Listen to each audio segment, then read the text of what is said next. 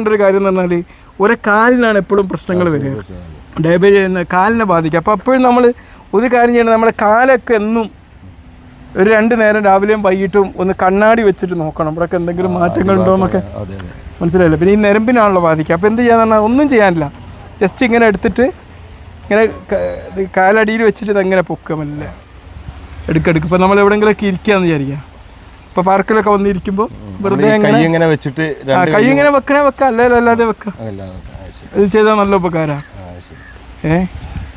ഇത് എന്താണ് ഷുഗറിനാണ്? ഷുഗർ ഉള്ളവർക്ക് നല്ലതാണ്. കാരണം ഷുഗർ മൊത്തം ഇതുകൊണ്ട് കുറയുന്നില്ല, രക്തോട്ടം കൂട്ടാനും കാലിന് ഇഞ്ചുറി കൊടുക്കാനും. കാരണം കാലാണല്ലോ ഏറ്റവും കൂടുതൽ ഷുഗർ ഉള്ളവർക്ക് എഫക്ട് ചെയ്യുന്നൊരു ഭാഗം. ഈ ചില ആളുകൾക്കൊക്കെ കാണാം ഓട്ടായിട്ടൊക്കെ കാലിന്റെ അടിയിലൊക്കെ അത് രക്തോട്ടം കുറഞ്ഞു പോകുന്നത്, അതായത് സെൻസേഷൻ അറിയില്ല. കാരണം നെരമ്പ് ഡാമേജ് ആവുന്നതുകൊണ്ട് ഇവർക്ക് അങ്ങോട്ടുള്ള രക്തോട്ടം കുറയുന്നത്